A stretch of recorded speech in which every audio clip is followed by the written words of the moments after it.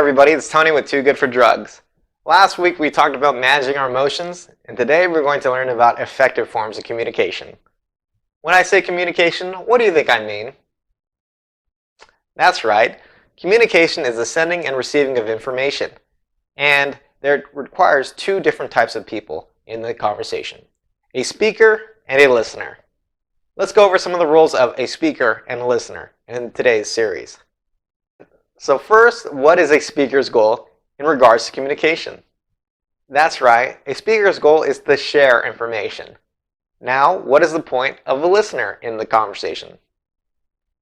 That's right, a listener's goal is to receive that information being shared.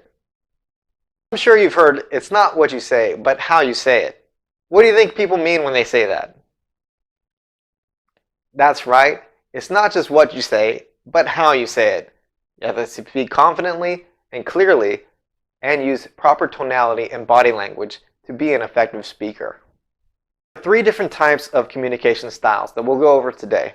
The passive style, the aggressive style, and the assertive style of communication. What do I mean when I say the passive style of communication? That's very true. Passive speakers tend to be quiet or timid and do not display confidence in the message that they're trying to share. What do I mean when I say an aggressive form of communication? An aggressive speaker. That's right, an aggressive form of communication is often loud or bossy, does not care about the listener's feelings or how they interpret the message. And lastly, who can tell me what an assertive speaker is? Assertive speakers have a confident tone of voice. They also have positive body language, and they maintain eye contact with the listener. They speak in a way that is both respectful of the listener and themselves, and speak in a way that they show others they mean what they say. So, let's go over the different styles on page 8 of the student workbook. I'm going to read a statement. Determine if this is the passive, aggressive, or assertive tone of communication in that sentence. The first one is done for us, but let's go over all of them together.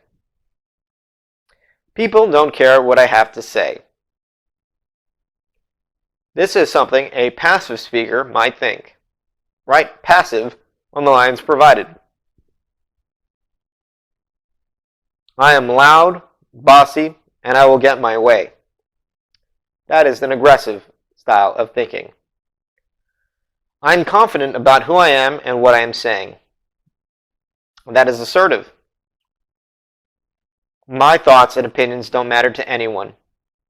That is a passive form of thinking. I respect your opinions and feelings. Assertive. I am always right and you are always wrong. Aggressive. I speak clearly and to the point. Assertive. I'm not listening to you because your feelings and opinions don't matter. Aggressive. My feelings and opinions matter and I'll stand up for them. Assertive. I have nothing important to say. Passive. So, of the three communication styles, which one do you think is the most effective and why? That's right, the assertive form of communication is the most effective style of communication. Why do you think that is?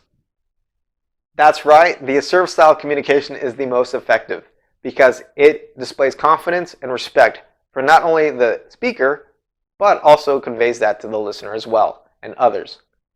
So, complete the word puzzle provided on page 9. Those are the qualities an assertive speaker has.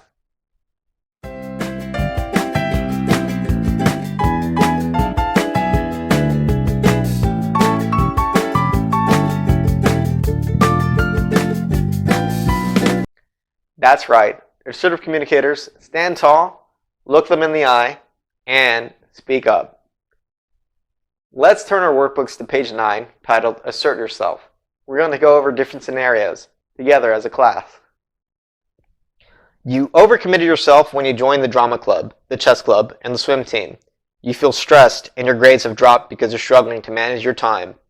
You've never quit anything before, but you have to tell your swim coach that you cannot be on the swim team this season. You know he will be disappointed. What do you say, and how do you say it assertively? You've been assigned to collaborate on a science project with a classmate, but she hasn't worked on it at all. You're frustrated because you need a good grade on this class. There's less than 1 week left, and the project is only half complete. You decide to talk to her after class. What do you say? How do you say it assertively? Your sister asks to borrow your new jacket. You tell her to be careful and not to spill anything on it because you're going to wear it to the football game tomorrow. The next morning you find the jacket hanging in your closet, but when you put it on and look in the mirror, you notice a huge mustard stain. You're upset because there's no way you can wear it. You decide to talk to your sister. What do you say, and how do you say it assertively? You're excited because your friend invited you to a sold-out concert. You cancel your Friday night plans and brag to everyone that you're going. 2 hours before the concert, your friend texts the person he originally brought the tickets for it, decided to go after all.